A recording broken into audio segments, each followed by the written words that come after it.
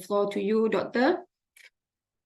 Thank you, distinguished professors and ladies and gentlemen. I direct it to my presentation to keep it short.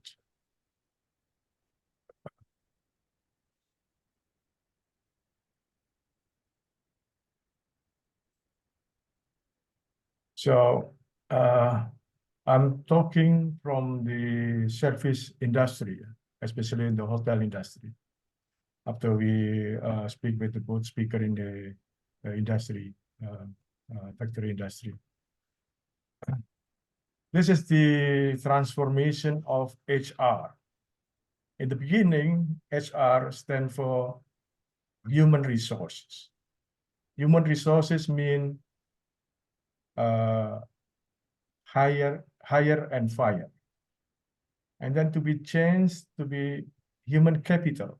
Human capital is the employee as an asset of the companies. And then now change again to be HR, which is stand for human and robot.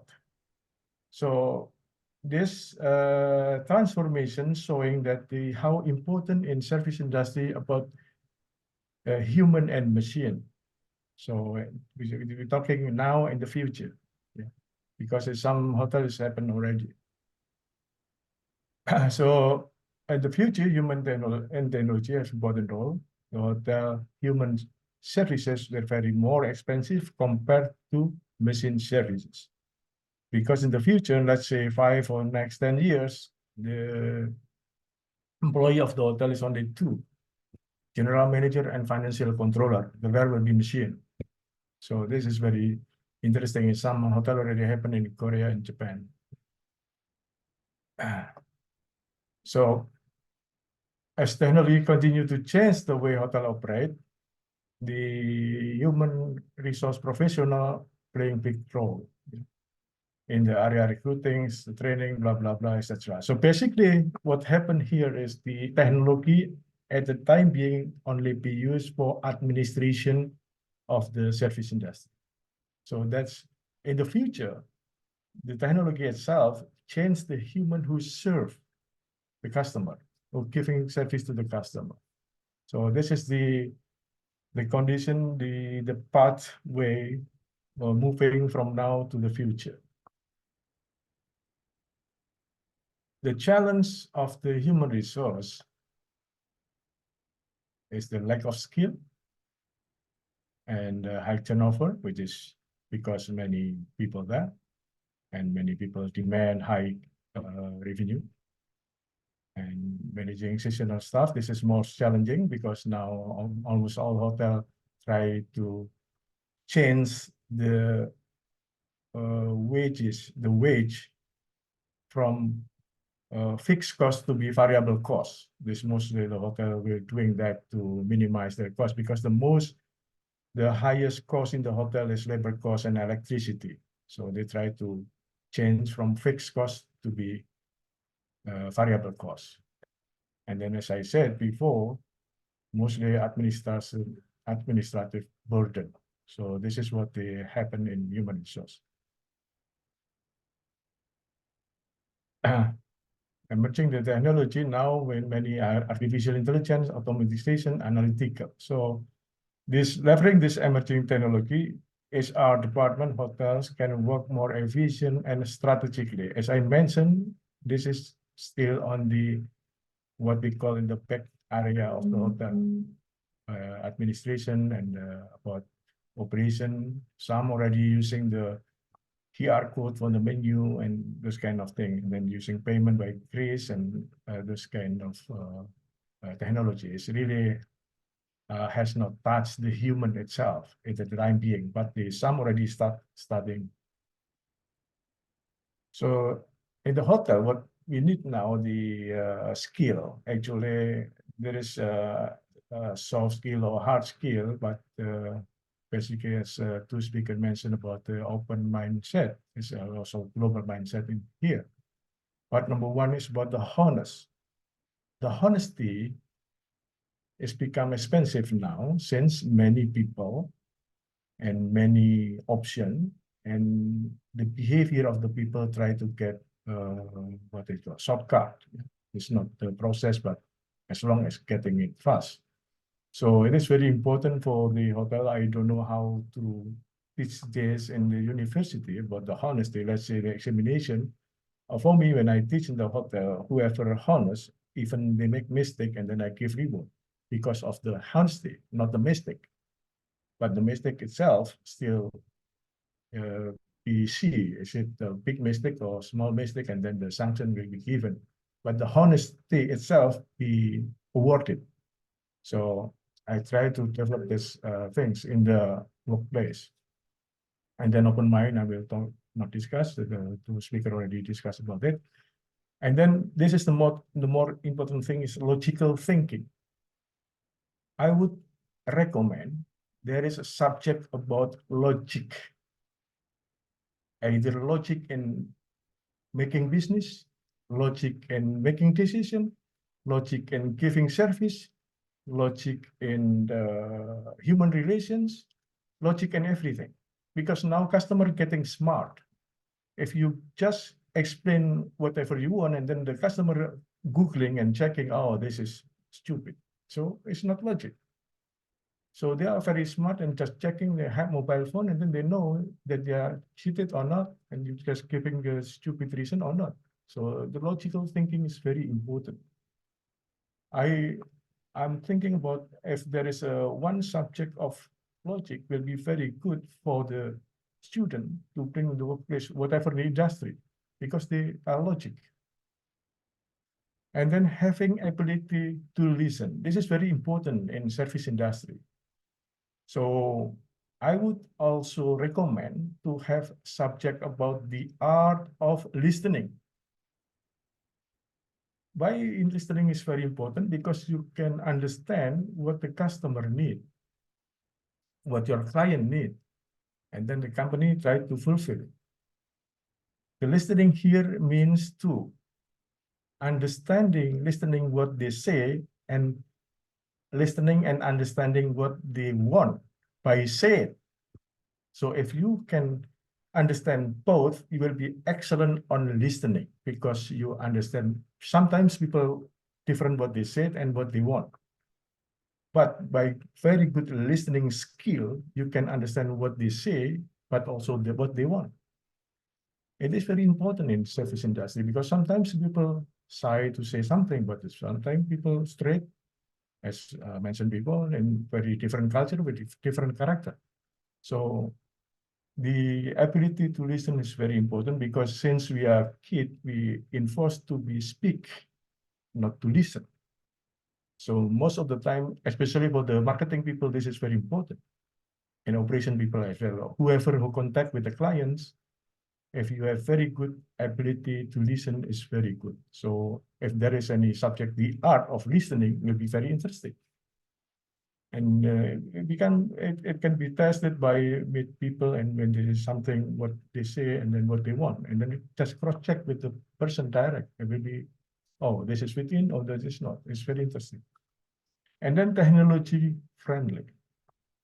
This is look like a classic, but it's very important. Let's say waiters in my restaurant in the hotel. Yeah. When some people consuming menu, food and beverage in the restaurant, and they are together and they're asking to take a photo. When I teach my waiters how to take a photo with a good angle with handphone, whatever, with different brand, iPhone, Samsung, and then whatever brand, so they know exactly how to operate the camera. It's very important because sometimes they're very upset or not happy when the angle is not good or not blur or whatever technical thing of that. So we provide training for that. So, and of course, the gadget and technologies develop very fast, so we can adjust what the trend and what the customer use, and then we try to adopt to understand the technology our customer use. And then the next thing about data analytics, I would suggest now also the student study about data science, because in the future I see is not IT anymore, information technology, but data technology. So this is very important for the customer, and to evaluate and to analysis about the business with the data. I lately I asked my human resource to recruit chef with the background of IT. My HR laughing and say that, oh, I know you oftentimes making different policy, but this time it's crazy. I would say crazy. You are crazy, boss. How can chef with the background of IT? I said, yeah, IT just the formal education background. If their patient is cooking, they're still cooking with background of IT. And then she asked me where I have to get that person. Oh, that is your job, not my job. You are the HR manager. Wow, this is stupid. This is stupid. And then I forced him to get what it mean.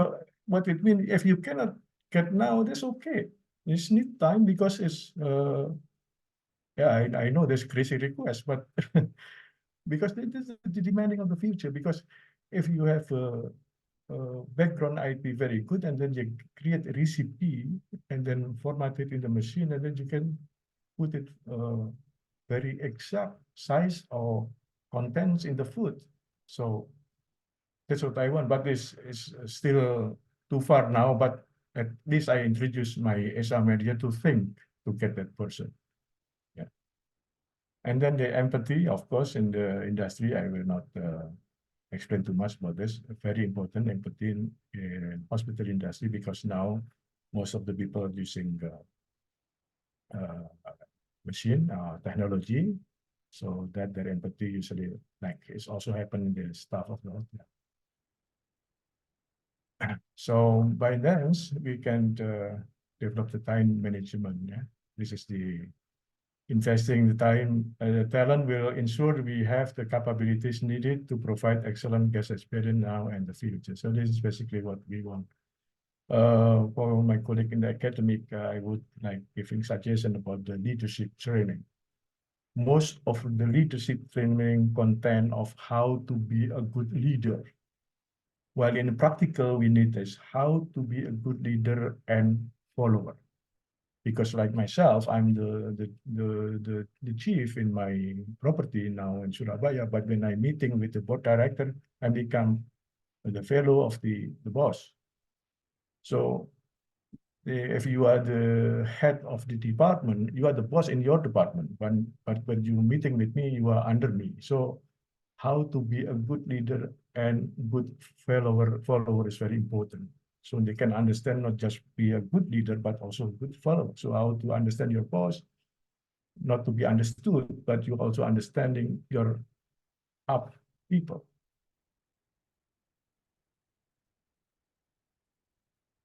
So this is the learning culture that you can develop actually. I will not talk one by one. Basically, most of you already understand about this human resource activities.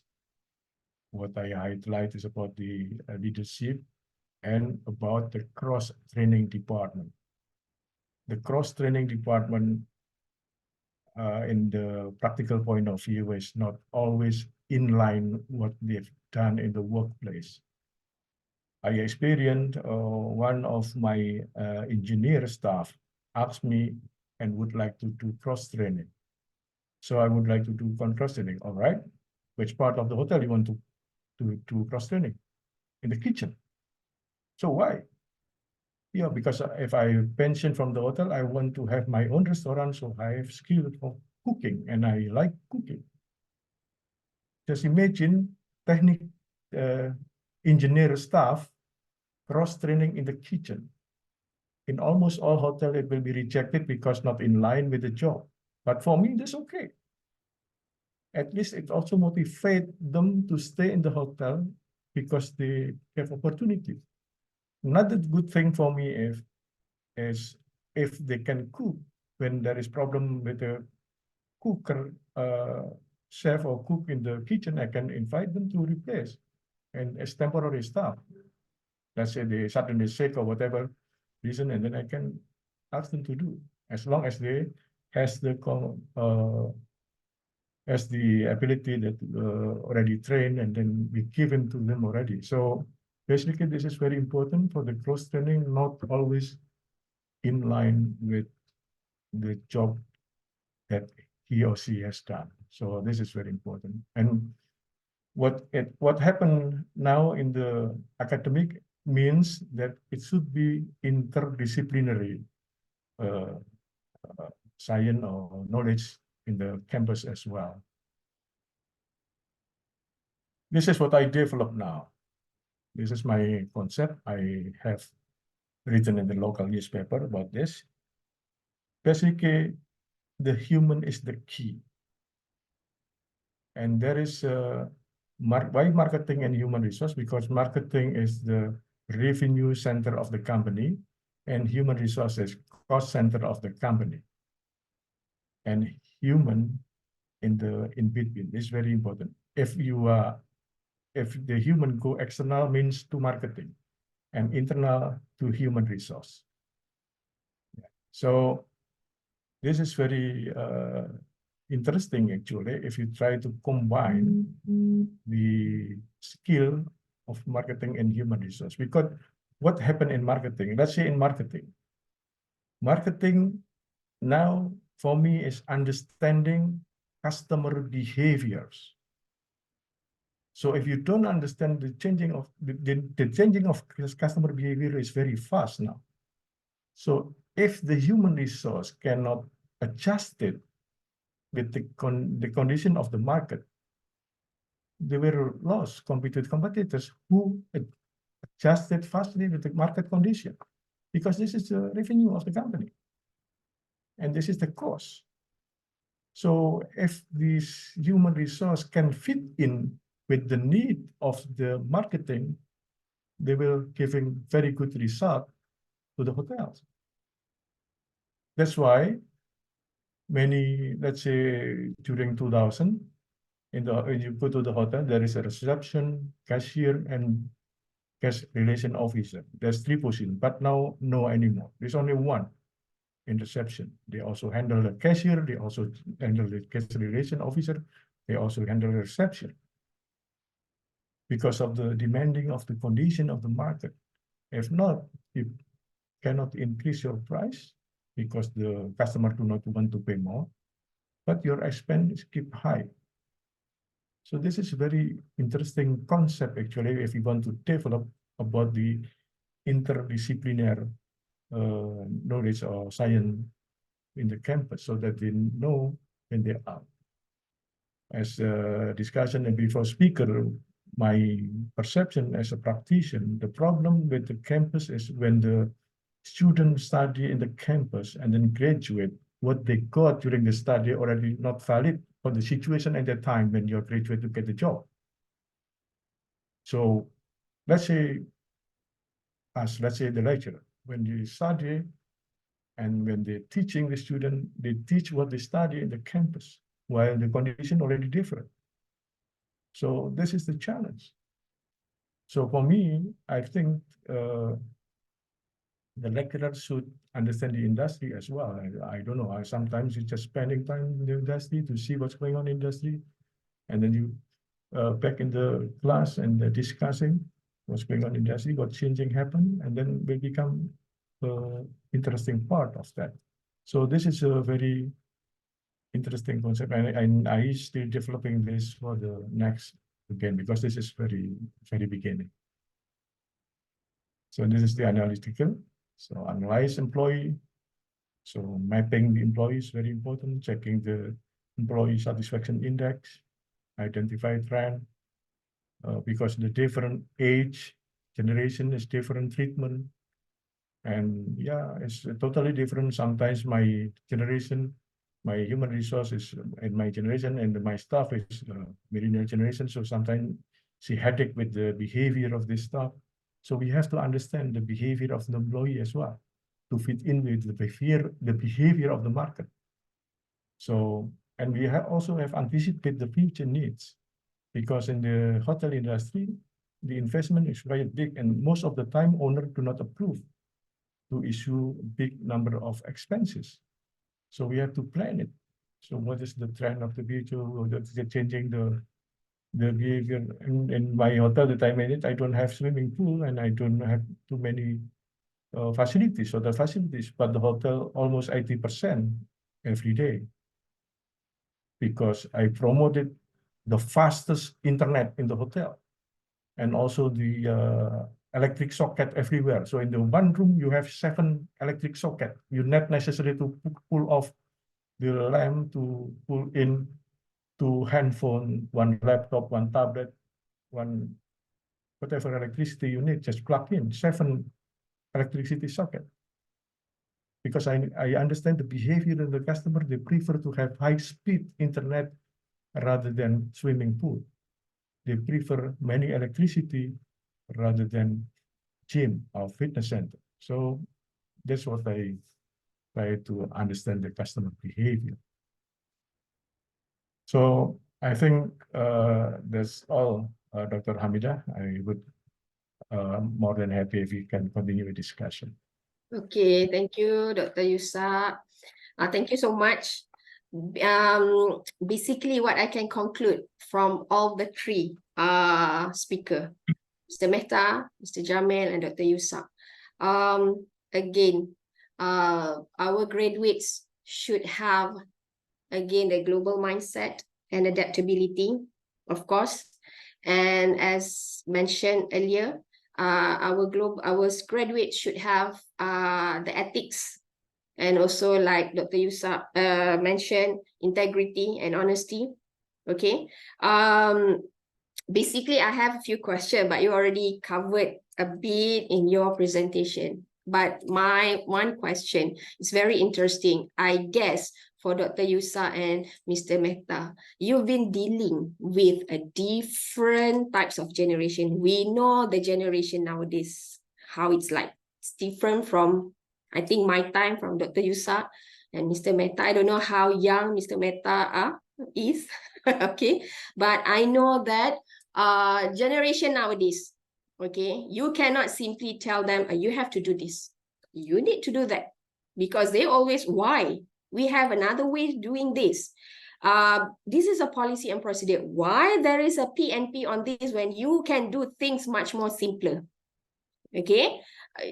It's not about, when we talk about changing business landscape, it's not about what happened external, macro. We also need to change our policy and procedures, how we doing business. We have to be agile ourselves. So for Dr. Yusak, so how do you navigate the difficulties in dealing with this kind of generation? Because we always receive a new talent, apply for a job, even for Dr. Yusak, for Mr. Mehta, for Mr. Jamil, we always receive new talent to come into our organizations. So yeah, we will look into who give the first great impression, how they put themselves, how they come with their 1-page CVs and something like that, right?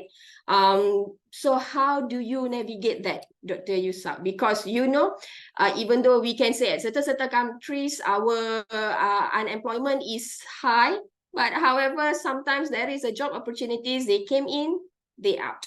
They came in, they out. So the adaptability of them into that role is not for them. They said, okay, never mind, I need to leave this. I cannot do this. Okay. Yeah. Short answer of your question is understanding each other.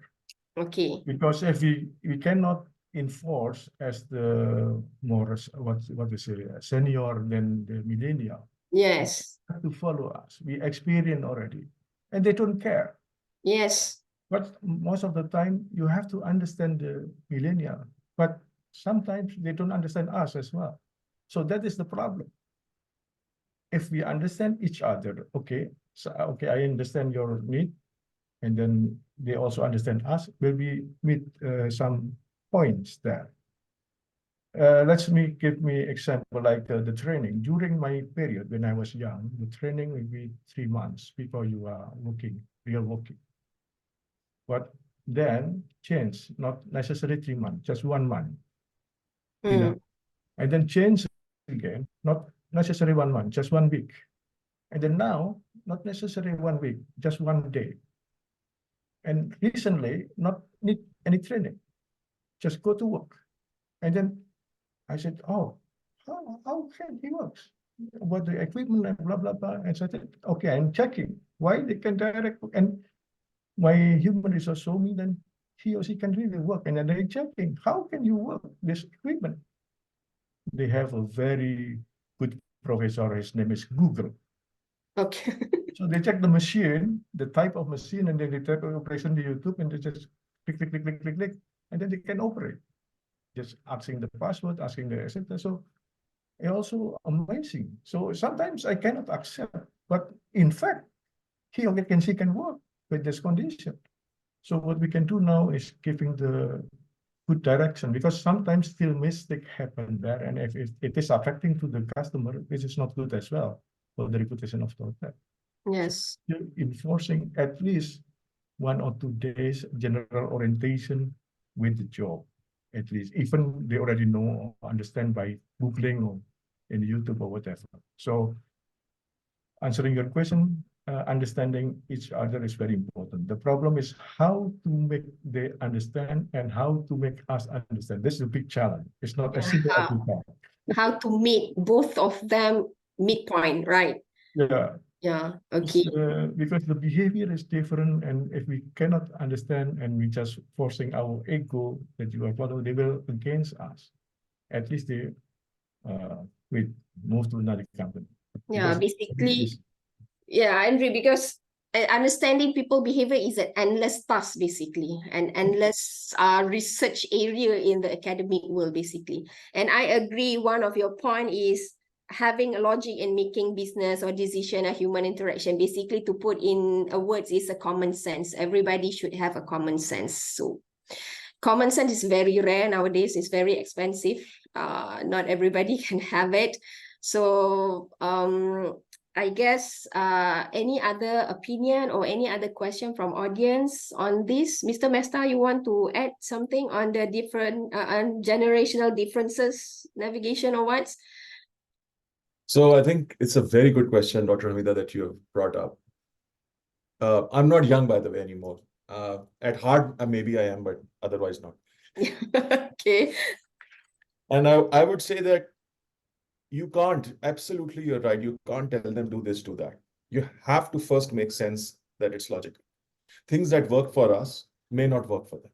Yes. They don't care if the motive, if the ultimate objective is to make money, they would tell you we don't need education because Yes. you don't need. They'll tell you of all the other ways they can make money and survive, even make more money than what we do probably by Yes. making content and all. But what education is enabling you is that it enlightens you. It is broadening your horizon. It is humble. It is there to make you humble. That part has to be communicated with a different level of autonomy and collaboration. As you said, meeting them midpoint or going to their level. While you were speaking with Yusuf San, I actually wrote some notes on the chat. I'll just send it now. And I think these few areas which I've written here, I won't go and reiterate, but I've written a few notes earlier as well, that these are important to talk to them. The most important being is being authentic and genuine with them. If you talk about fluff, trends, this and that, just because somebody else said so, somebody else did it and it worked for them, they don't want it. They want that you understand them as individuals, understand their needs. And these guys, this generation is driven by passion. Yes. You can ignite the passion, you'll see them do wonders. Yes, because their attention span is short. So yeah, even in work, if they find there is no spark in there, they will find another way, even though they've been paying high on that job. Basically, they want challenges. Thank you so much. I guess we are going into a academic session. It will be a brief academic. Can I add one more? Can Dr. Yusuf. Maybe you can test to your students. I believe most of your students having ebook, right? Yes. ask them what is the difference between e-book and print book. And when they will answer the HIFI and then there's not so in the software and blah blah blah. This is all wrong. Okay. The right answer is there is no difference because they don't read both either print book or e-book. They just see the YouTube. Yes, correct. There is no difference. And sometimes they can upload both ebook and ask AI to summarize for them. Right. Yeah, that's how they learn nowadays. Okay, so basically I'm going to take notes on Mr. Mehta points. Okay, I will summarize that. This is very beneficial for us academicians because we need to understand we don't want to call it self-absorbed, that we think that whatever we do is right. So as long the student graduates, gets the certs, that's it. That is their problem whether they get the jobs or not. Okay, because we really want them to go into the industries. And when they go into industries, make some contribution, they will indirectly make some contribution to the community and expand whatever knowledge they have. Okay, so now I guess thank you for our 3 industry speakers, but please don't leave. You guys have to stay with us until 4 p.m. Malaysian time. So ladies and gentlemen, as we transition from our insightful industrial speaker session, we will listen to our academics point of view, and then basically what we heard, the recurring themes, the recurring points of our industry speaker is the global mindset, the adaptability, the agility, and also the ethics, integrity in doing works, so that we need to embed this into our graduates basically. So as we pivot towards our academician perspective, we will look into deeper how the academics can help to shape the program to basically embedded that into the real world, how the graduates can be prepared to our real world business landscape.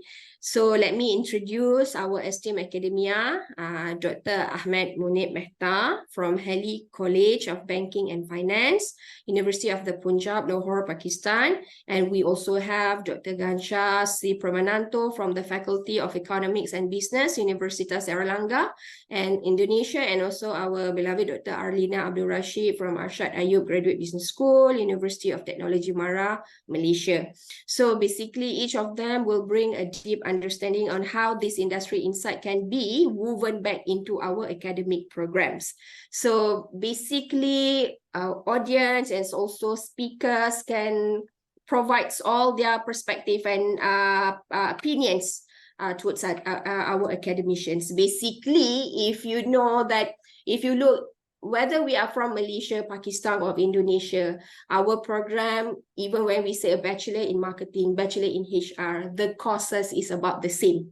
So it is like a general courses that everybody's learned throughout the world. So how we took this industry perspective into our program. So we will start with our Dr. Ahmed Munib Mehta from Haley College, Banking and Finance, University of the Punjab, to start with your session.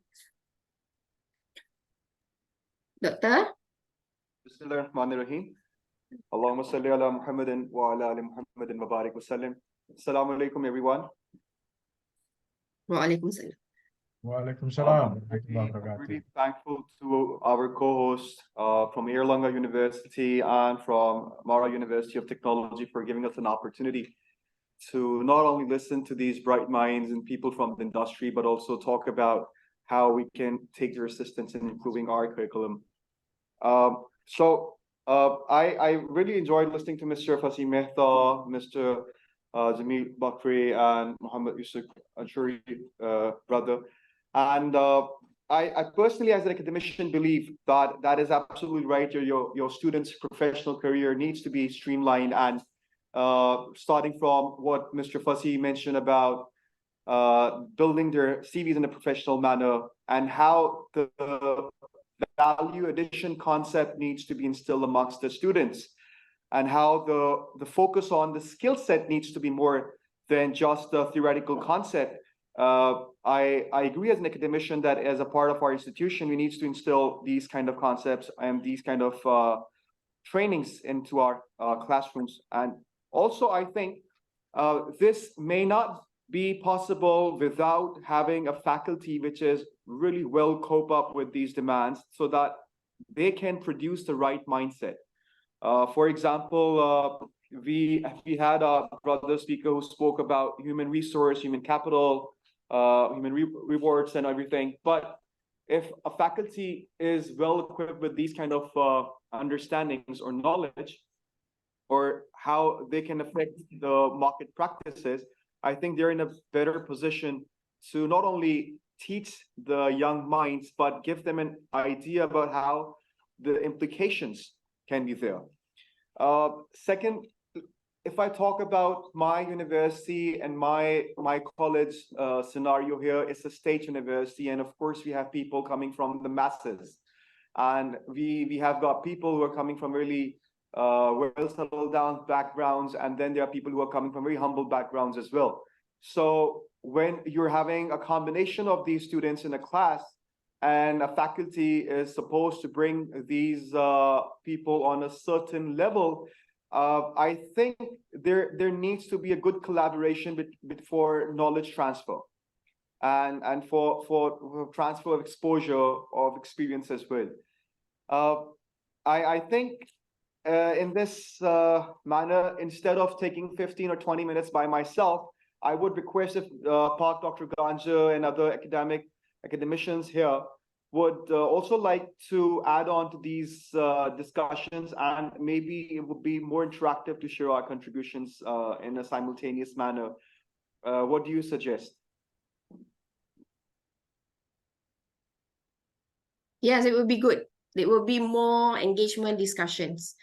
Dr. Gansha, Dr. Arlina, and all the industry practitioners also can join the discussion. Okay. Yes, Okay, maybe you can Dr. start Arlina with first. Dr. Ganja. Please, Dr. Arlina, maybe you can state something.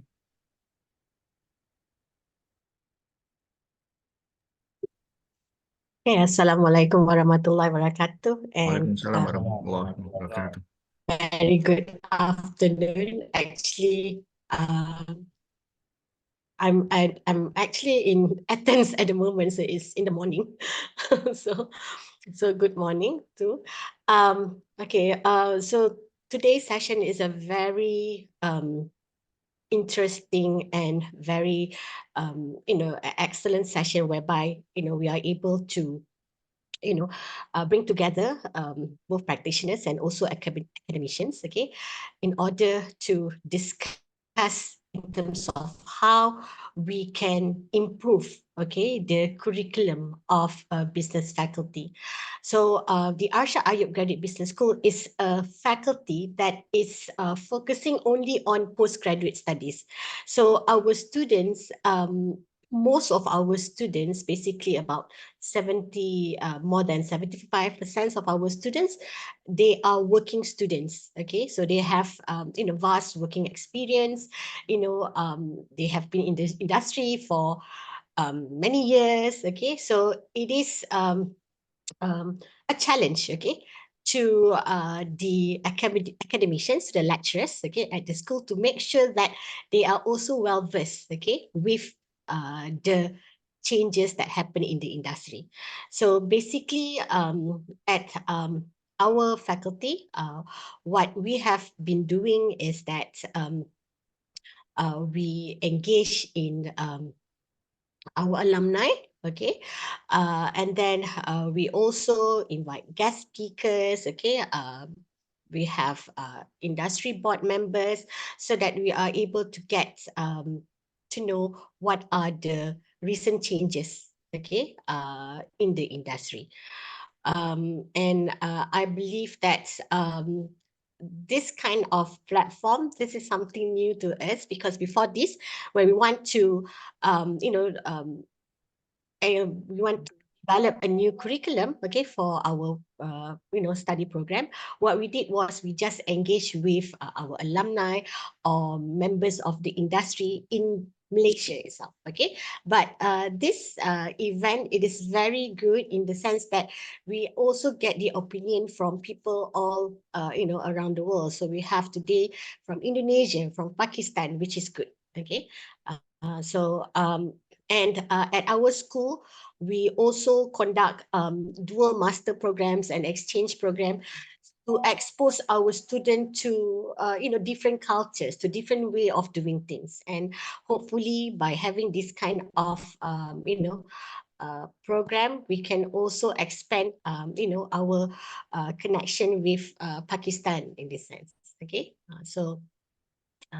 yeah, Dr. Gajah, back to you.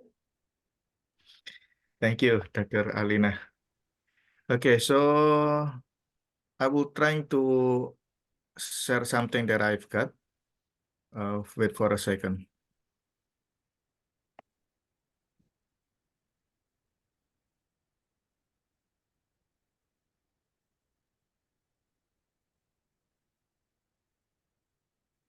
So I have some summary from my point of view. First of all, is about something that already mentioned by Dr. Fasih Mehta, that Dr. Fasih Mehta give us a lot of things that we have to understand, that some of many things that needed by student didn't touch by the campus, by the university. And usually sometimes students do not know about what to do in the business area when they're trying to proposing for some working area, when they're trying to apply in the industry.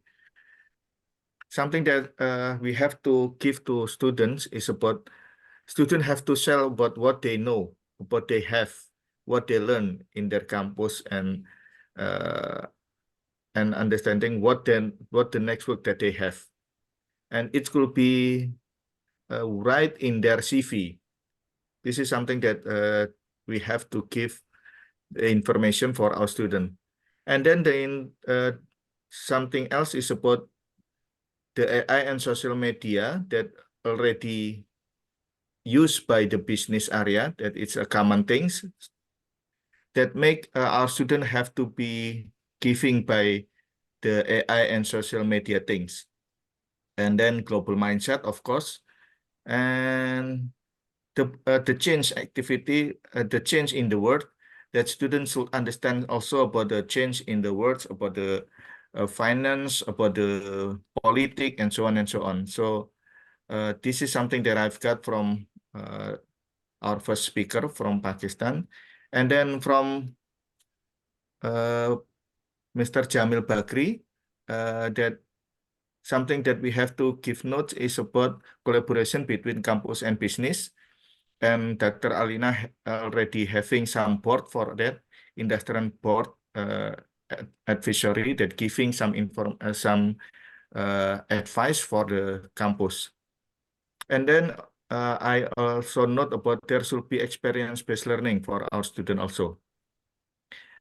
Based on our third speaker, Pak Yusak Lansori, so I noticed about the HR right now, it's not about human resource, but it's about human and robot. That in campus area, we should give some learning about how to work together with the machine. I think that's something that we have to do in our campus. And there should be some sharing knowledge also from different kind of concentration, different kind of discipline, that the student will have not only specific things, but they know many things, many knowledge that they will need when they want to go to the business area. And from my point of view, that we already conduct the event inviting the practitioners, but only from Indonesia side. So we collaborate with Universitas Indonesia, that Universitas Indonesia invite their alumni, and I'm also invite our alumni. that we have the same finding that we have to set our student to to having about global mindset, digital mindset, and growth mindset. And it still happen right now, explained by our speakers, but with adding some more things, the digital mindset should also discussing not only digital things, but it also about AI knowledge and social media. And something that we have to add in that thing is about networking. That students should have some networking, not only to giving them the food for themselves, the mind food, by giving them knowledge and science, but they have to make some networking when they're doing activity in their campus. And some skill and attitude should be given to students also, such as the attitude to be honest, the skill about logical thinking, listening, empathy, open mind, and evidence-based management thinking. And Alhamdulillah, based on something that I know as a head of management department of Faculty of Economic and Business Universitas Airlangga, we already have lecturers that having some competencies in AI and business science. We already make our lecturer for having some competencies, certificate for competencies for AI BIS, DS BIS, data science for business. And we already have our lecturer also about the certificate for competency about shift of risk management area. So based on that, we already preparing our lecturer to deal with something that happening right now. And about the course, we already have many kind of courses. In undergraduate, we have digital literation, we have business and digital transformation that give, and also about system of management system. It also on the master also, that in master level, we give our student with system information business information system. That the system information business is not only discussing about how to use our internal data, but how to get external data, especially we will discussing about big data analysis also. And we already give some information for students to having some certificate also. So they have to find the certification for some skill that they can following by not by expensive fee. So it already conducting by our campus also. And based on teaching learning process, we already invite many lecturers and from academician and practitioners to give our student the global mindset. Especially, we already invite Dr. Mehta to our campus, and from AGPS UTM, we also having many lecturers, Prof. Siti Zaleha, Dr. Ivorni, to join with our class also. So hopefully that student will have global mindset and digital mindset for their knowledge. And right now we want them, based on the activity that's set by student association, we want the student association to conduct the international activities also. So I want them to have some collaboration with the student from a foreign country. Maybe we can conduct some collaboration between student association in Indonesia, Malaysia, and Pakistan. So they can make maybe some business case competition between three countries, or maybe some leadership challenge. Maybe it must be a good thing for us to conduct collaboration to give perspective for our students for exposing by global competition. So I think that's it based on my point of view. Dr. Hamida. Okay, Thank you. Dr. Ahmad Munib. I really agree with what Dr. Ganjar said, and I think having a global mindset actually helps in becoming a global citizen. And this is what our students are also aiming at the moment with the really fast technology moving ahead. Even the students in the remote areas in Pakistan who are coming in masses to these state universities, they have a keen desire to learn about how things are in the outside world, and they do understand a bit of it. So giving them a platform to actually refurbish those skills and then build upon them would be a no-brainer. Secondly, like our friends have mentioned about the industry's involvement, I think it's really important. And what Dr. Ganjar has also stressed upon that, yes, we are engaging academicians from different parts of the world. As Punjab University, we do have such platforms where we really prefer on building the faculty and the student together. And we have such programs like Erasmus Plus programs where students are coming in and where faculty from different universities are coming on sabbaticals and they're sharing their knowledge, their research. So this is important, but yes, it doesn't stop here. It should not. Like Mr. Fassi has also mentioned and other speakers, we need to think about how we can continue it in a manner that we are up to date with what's happening in 2023 and how things would be, let's say, in 2 or 3 years ahead. Because if we want our students to be one of the desiring candidates for the top industries of the world or in all developed countries, if they're trying to earn an exposure or develop a career, they need to be at par with those standards, with those requirements as well.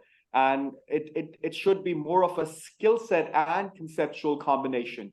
It's rather must not be just a theoretical mindset, because when students are too much involved in the theory and maybe they have secured really nice CGPAs, when they step in the outside world, they feel as if they are a mismatch there, because how things are in practice and how things are sometimes in the book, they don't go along that well. So an understanding about how the industry works through case studies, through workshops, through presentations, through some market surveys. These are a few considerations that our college also keeps in mind. And as the head of Haley College of Banking and Finance, I always stress my faculty to focus their teachings and their curriculum around it. Last but not the least, we spoke about the very core problem of some students who are shying away from being expressive or sharing what they have got. So the self-confidence trait, yes, it's an inner urge, but I believe that our faculty and our industry can play a very strong role in it with their involvement with our students. And now with the advancement in AI and all these tools which are helpful and they are being utilized by different students and different teaching in other communities around the world, there needs to be a balance where whatever is being used needs to be understandable in a way that you should know what you are using and how it can affect. I mean, like, even if you are taking some assistance from an AI tool, it should reflect your own traits and personality, and it should add to what you have, and it should build upon it. It must not just be an AI-based support that you're using, because one must know that the person that we normally address to or we are trying to inspire, they also have an understanding of the tools and the techniques that we aim to use in our day-to-day conversations and communication. So it must be a pure reflection of my personality and my traits when I'm trying to share or express something. And I think that also boosts my confidence as a person or a faculty member, and it gives me an opportunity to bring my students' potential on a similar level, where I look forward to producing that kind of student in the market, which is more acceptable, not just on local level, but on international level as well. We do believe that global citizenship is very important, but for example, an Indonesian would know better how market is like in Indonesia. So as a Pakistani, I would have a better idea how things work in the Pakistani customs and norms. So yes, you should think out of the box, but you should know that whatever you want to do is, if it's within the box, then the boundaries of the box need to be very clear and understandable. So both local and international exposure needs to be there, in my opinion. And the collaborations between the industry and the institutions are a very pivotal, let's say, platform in achieving this excellence, because industry is something where you get the exposure, where you get the knowledge sharing from people who are coming with years and years of experience, like we have here speakers today.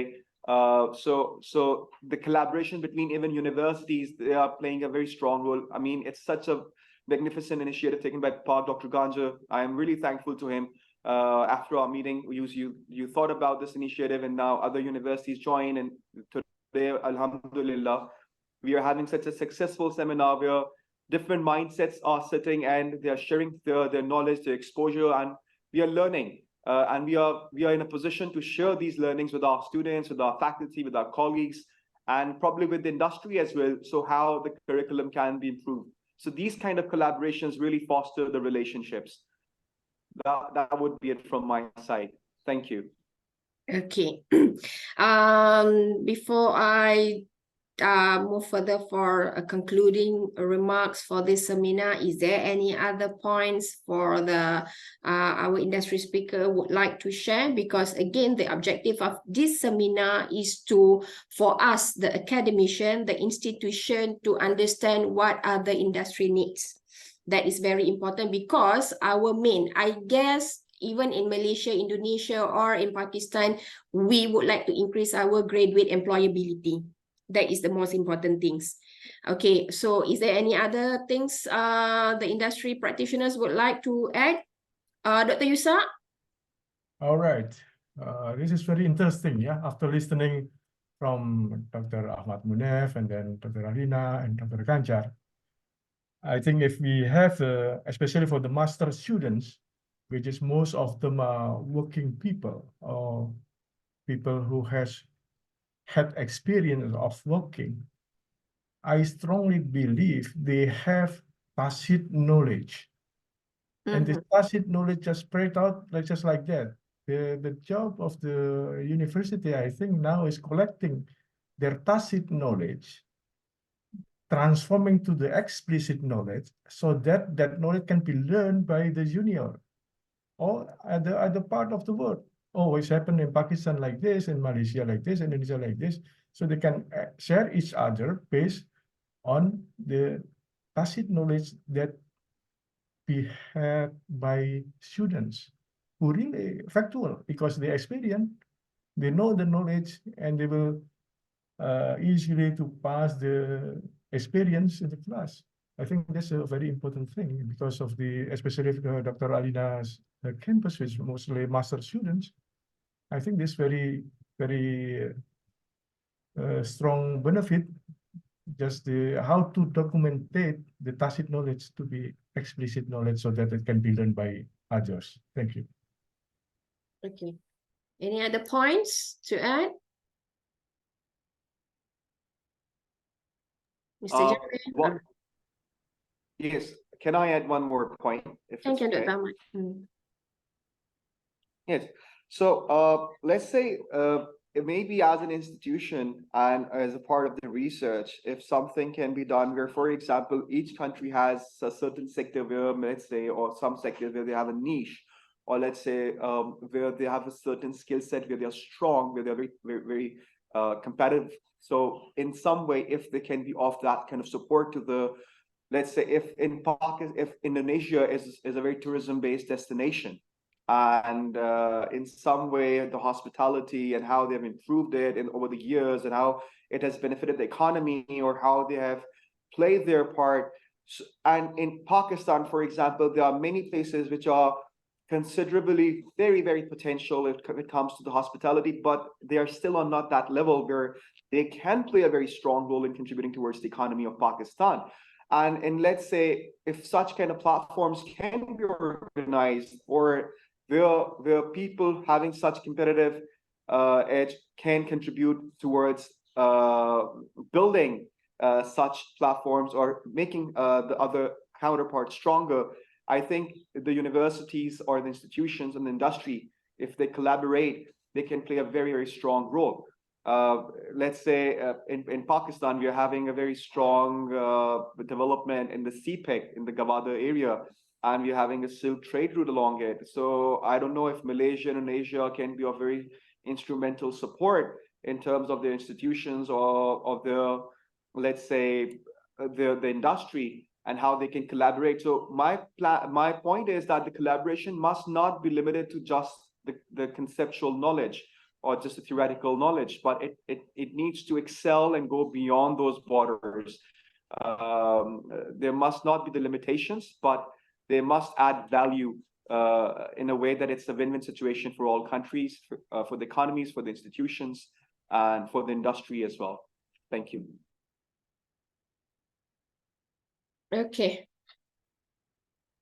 Okay. Thank you so much. I hope that everybody is taking points on basically specifically for our academician from University of Pakistan, University of the Punjab, Pakistan, AGBS, and also UNAIR on what needs to be embedded in our programs. Basically, it's not easy to change the syllabus. It's not something that we can change simply. However, the way that our academician teach and the way they engage with the student is much more important, how we engage. Mr. Mehta, you have a question? No, please continue. Once you're done, I'd just like to say a few things. Okay. So basically, we come to an end to our seminar. Basically, I would like to conclude and thank you to Mr. Mehta points of view. You help a lot. You write a lot. So that is the point to us academician, and on top of Dr. Yusa and Mr. Jamil. Basically, based on Mr. Mehta's point of view, to thrive in today's dynamic business landscape, it is essential for our graduates to always inform with latest trends, needs, and best practices. Basically, they know how to use Google, they know how to use AI, but how they use that kind of information with their logic and common sense. And basically, we as an educator, we have to empower. The key is empower, what Mr. Mehta says, empowerment. They are the generation who cannot blindly take instructions. So the way that we would like to tell them is based on the empowerment, how they can do, they can do, what is the right way to do this. This is wrong, something that you need to avoid it, something like that. So basically, the critical thinking is the one that we can shape in the class from our assignment. That is easy, but how they use that critical thinking after the class, it is much more important. Okay, and another important things that we have to provide a very supportive initiative in learning, and also we have to emphasize on the relevance and purpose on the relevance of the real world problems. Again, I always focus on my student for them to, you have to know the problem. When you know the problem, you will know what tools you need to use, and then how you're going to solve it. If you do not know what is the problem, so how you want to solve any issues that leads to the problem. Okay, and I think from the point of view of our academician, I know that from our universities, Pakistan, Malaysia, and Indonesia, we've tried to always, again, agile with our ways of teaching, with our programs and everything. And from this seminar, I know that we also, and practitioners also, have to always come together. okay, to even if the students, even if the syllabus is not really made up at certain point of time based on the industry, we as the lecturers have to be more proactive to go to the industry people to ask what they want basically. So to conclude the seminar, that I think that much more benefits on this based on discussion, based on this open discussion, that everybody can hear what we need to do for our graduates. And anything you want to add, Mr. Mehta, before I pass it to our MC? Yeah, I'd like to take a minute here to comment. First of all, congratulations everybody for sharing this collective pool of wisdom. It was great to listen to different perspectives from businessmen, industry people, from academia, and from a noob like me who has nothing to do with business. But good to learn, good to connect. University of Punjab is my alma mater. It's close to my heart. I've spent a lot of time there. I think around 18 or 17 years ago when I was in my MBA, I remember that there was a class of introduction of statistics, right? Yes. And I spoke up in my class and told my professor that I don't believe it's relevant. And I was really, really, given a piece of her mind. And she said, it is relevant, it's part of the course. But I said, I want to know how statistics helped businesses grew. Give me case studies. Tell me how Coca-Cola helped in creating a business model using regression models, right? Using frequency distribution, tell me some business cases. If we are at a stage in our life and we are looking at business opportunities, business administration, I don't want to go for statistics 101, which I have done, I don't know, 6 times earlier in my life.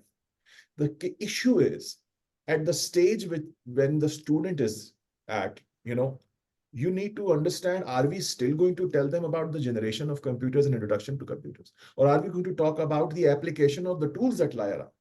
Because we have come far more than still teaching Samuelson's book or Peter Norton's book on introduction to computers. That has been maybe taught at grade 5 and 7, but we need to evolve. So my only few things is because we have different countries represented here, different academic and industry people, build these bridges.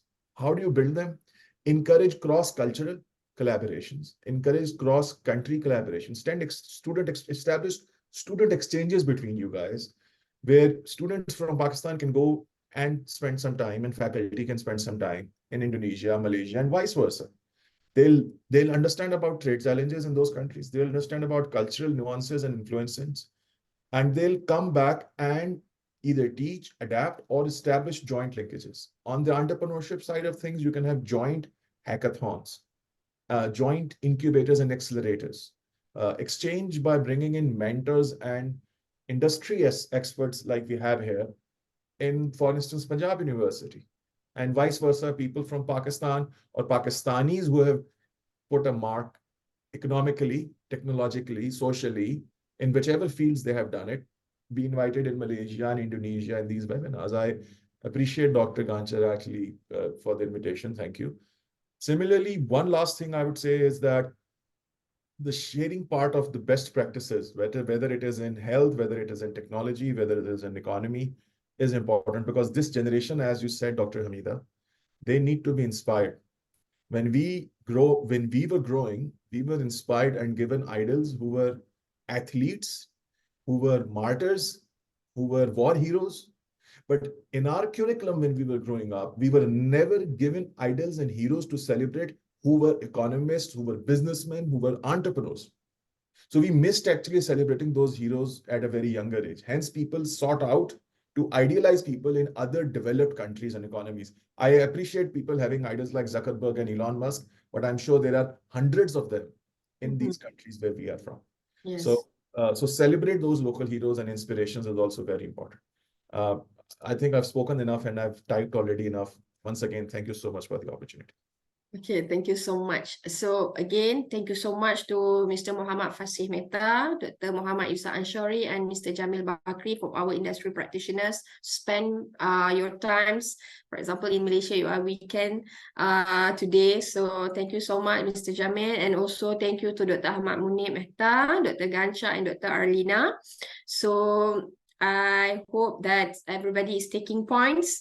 on what needs to be done personally or from the institutional levels or faculty levels. So I will pass this session to our MC for closing, Ms. Nurul. Yeah. Thank you to Dr. Hamida, who has led our main agendas today. And we just heard from our esteemed speaker who shared with us their valuable insight on the topic. Before we close our event today, we will display the certificates for our speakers and moderators. Please help me, Mr. Dunga.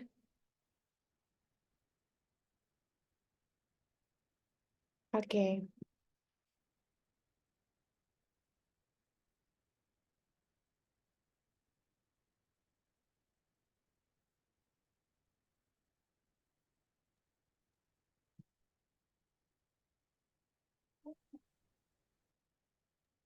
Double click.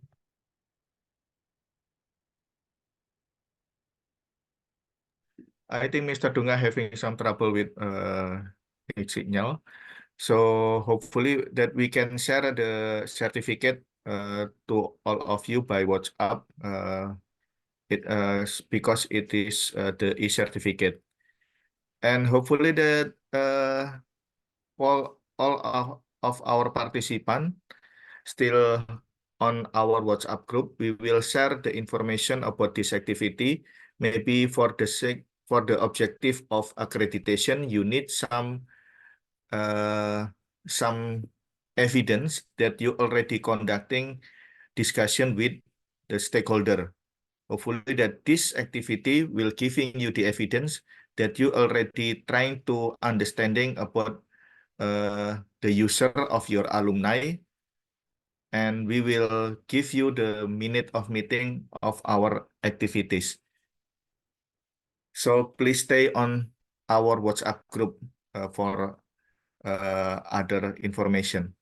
So thank you for our speakers from the industrial side, and thank you for the panelists, Dr. Mehta, Dr. Alina, and especially for our moderator, Dr. Hamida. Thank you for your guidance. Hopefully that maybe we can continuing our activity for collaboration for other activities. Thank you, Barakallah. So please, Bu Nurul, maybe you can continuing because Pak Dunga having some problem, I guess. Okay.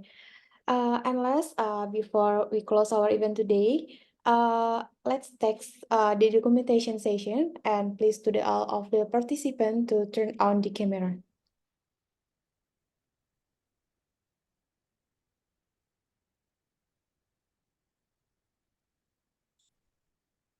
Okay, I will take the photos. So keep your smile. And in the first slide, 1, 2, and 3. Okay, once more. 1, 2, and 3. And the last slide, please open the camera and still keep your smile. 1, 2, and 3. Once more. 1, 2, and 3. Thank you. Okay. Thank you so much all. Okay, I'd like to take a moment to thank all for our speakers and also our moderators. So we are at the end of this event. Once again, thank you for all being a part of the seminar, and we hope you find it insightful and educational. Have a great day. Bye. Assalamualaikum. Bye. Waalaikumsalam. Bye. Pak Ganjar kacamatanya Gus Miftah ya. Thank you. Thank you.